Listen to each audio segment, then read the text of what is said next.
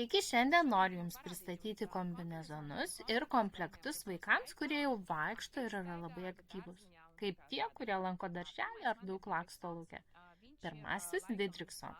Tai turbūt lengviausias variantas iš visų, kuriuos turime, su 140 gramų pašiltinimu. Jis tikrai puikus, tačiau reikia turėti omeny, kad jis geriausiai tinka aktyviems vaikams. Jei jūsų vaikas nėra labai aktyvus, daugiau laiko praleidžia sėdėdamas vežimėlį arba mažai juda lauke, geriau rinktis kažką šiltesnio.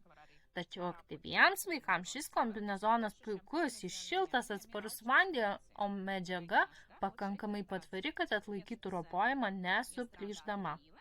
Dar viena puikia šių kombinezonų savybė – jų augimo funkcija. Aiškinsiu, audinyje yra paslėpta siūlė, išardžius šią siūlę galima prailginti kelnių klešnės ir rankovės, todėl kombinezonas auga kartu su vaiku. Kitas kombinezonas – Reima. Jis turi tas pačias savybės kaip ir Didrikson – atsparumas vandeniui, vėjui, kvėpuojant ir patvari medžiaga. Tačiau jis yra šiek tiek šiltesnis nei Didriksons.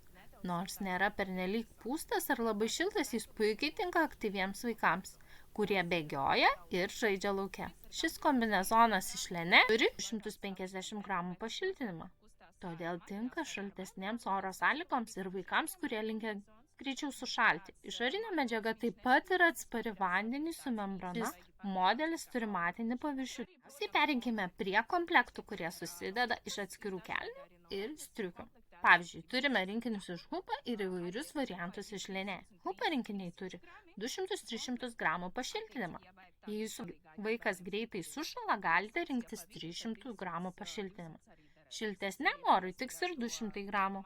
Kelnių dizainas dažnai yra su aukštu juosmeniu, todėl jos suteikia papildomą šilumą mažesniems vaikams. Šie rinkiniai siūlomi įvairių spalvų